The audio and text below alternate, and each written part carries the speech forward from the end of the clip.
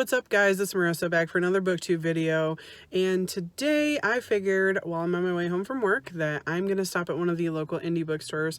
I've never been to it before. It's kind of in the middle of nowhere, which is really weird, but it looks like they have a lot of cool like limited edition stuff and like leather bound books and a lot of used books, so I'm pretty excited. I did check out another one that was really close to my house. It's like not even a mile down the road. But they're not open on Sundays or Mondays, and I didn't find out about it until like late on Saturday night, and they closed at like 4.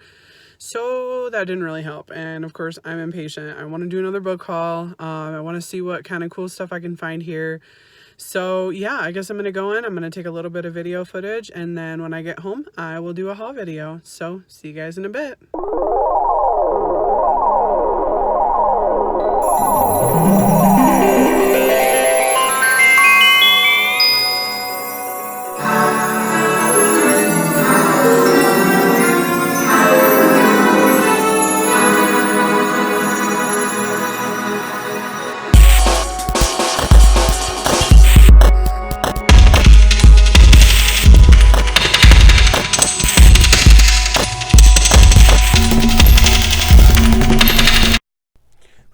Finally home now.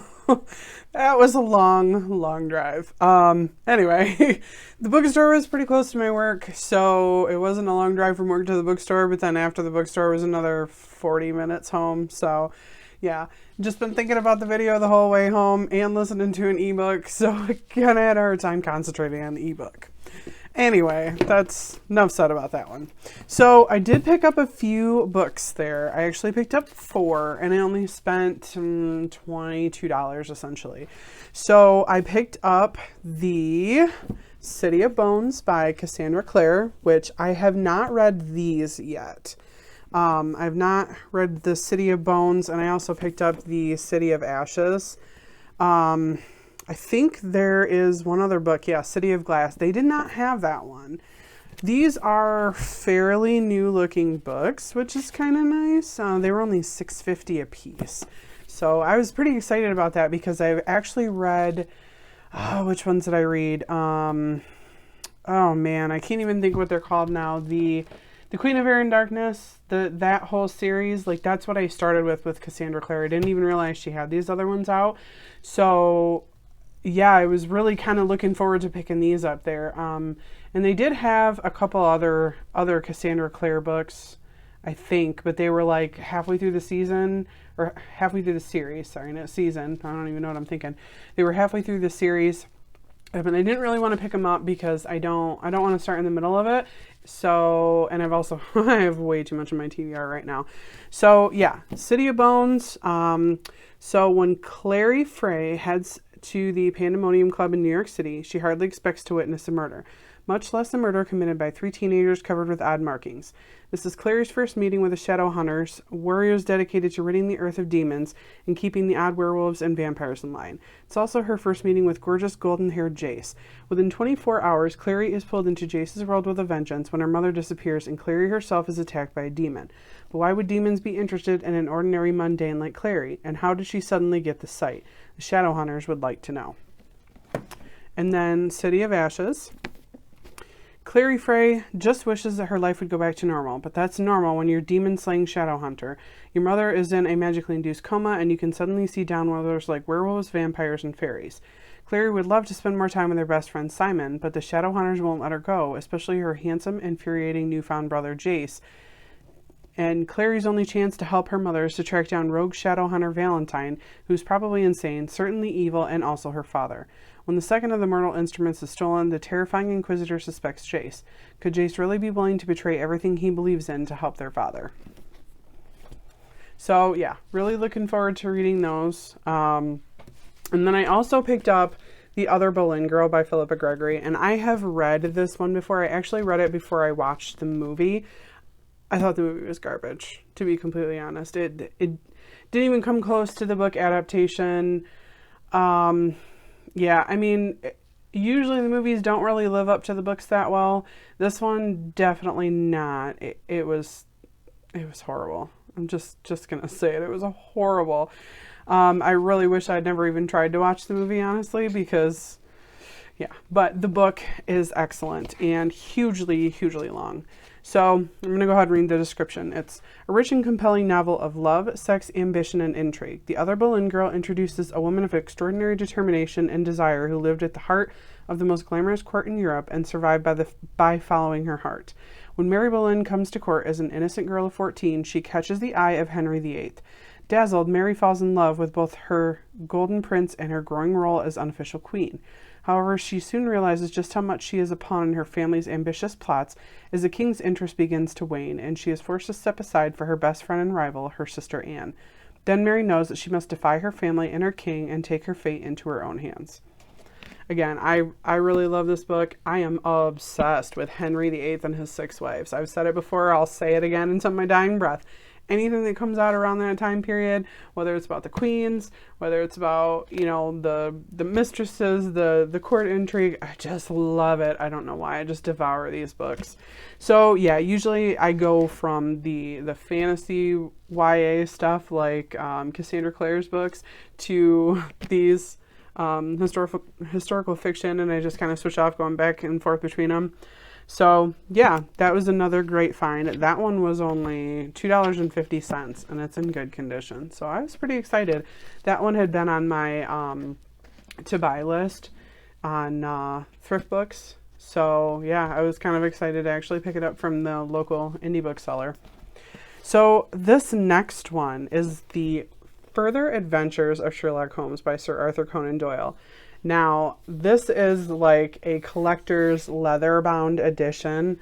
It is absolutely gorgeous. I have never actually tried to read Sherlock Holmes, but because of Ty in the Shadowhunters series, he reads the Sherlock Holmes book. I really was like, you know what? I think I want to give it a try just to kind of see. And I honestly love the Sherlock Holmes movies, and I love the Sherlock Holmes series with Benedict Cumberbatch in it. Oh, he is so amazing. I love the modern day adaptation of Sherlock Holmes. There's just something about it that, is so appealing, and how he's so smart, but he's kind of dumb in other things. Yeah, it's great. So anyway, I'm going to give this a try. Beautiful collector's edition. $4.50, pristine condition. I was dying. I was like, this has got to be a misprint. Like, there's no way you're going to sell this for $4.50. But nope, it was $4.50. So I was pretty damn excited about that. So anyway, yeah, let's just add 4 more books to my TBR pile. This is becoming a problem. Let me grab my other ones. These other ones I did not pick up today, but because I haven't done a book haul about them yet, I'm going to go ahead and just add them into this. This one is The Enchantment of Ravens, and you still see a price sticker on it. $8.24. I picked it up at the local grocery store, Meijer. Here in Michigan, because we have Meijer, I don't even know. Anyway, I'm getting off topic here. So I picked this up the other day when we were grocery shopping. I just kind of wandered back in the book aisle. Big friggin' mistake.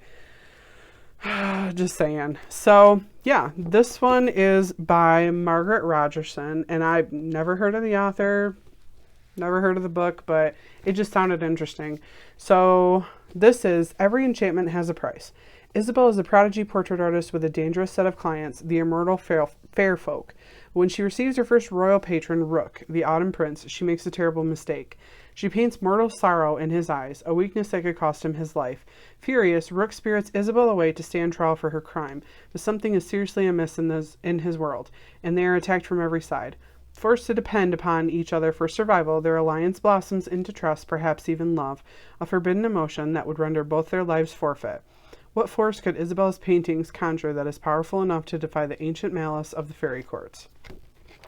I think this book only got like 3-point-something stars on Goodreads when I scanned it into my TBR, because now that my TBR is getting so large, I have to actually put down the books in Goodreads that I have yet to read. Because ever since starting BookTube, I'm like, ooh, I need this book, and I need this book, and I need this book. So I think I'm on a book buying hiatus for just a little bit because I've got way more than enough to keep me busy for the next couple of months. So I guess I'm going to have to find some other content to upload on BookTube. This one is Earthly Joys by Philippa Gregory.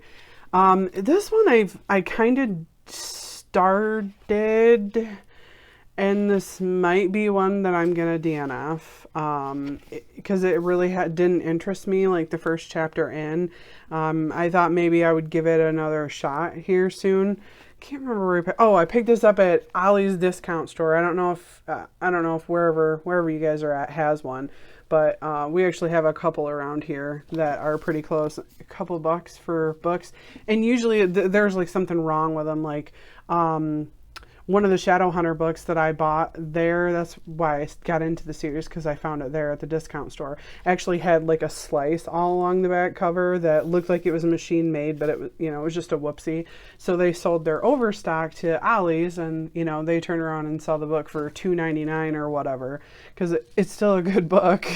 I just put clear tape on the back of it and called it good.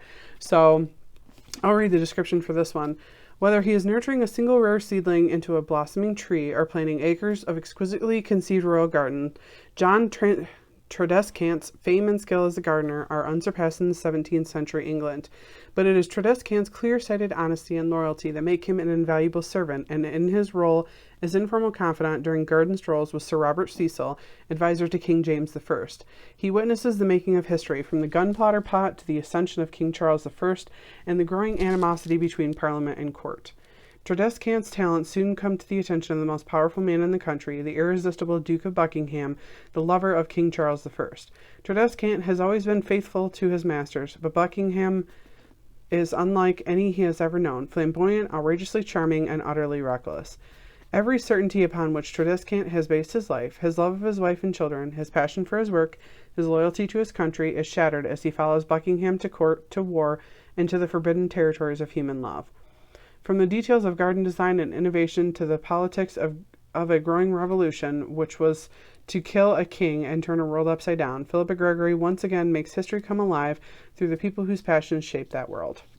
So, it's got an interesting premise to it. I can tell you one reason I didn't like this book is because typically when a book has a male main character or male narrator, I guess you could say, I really don't get into it. There have been a few exceptions, very few exceptions, but generally I can't connect with it.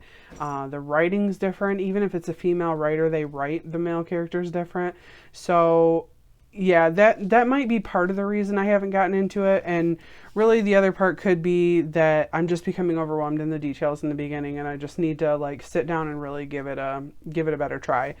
So yeah, I guess that is about it for my book haul for today, and hopefully if you guys have any recommendations or thoughts on the books that I've presented, maybe you can leave me a comment and let me know how you feel about it. And maybe that's how I'm going to pick the next book that I read. So yeah, hope everyone has a great night.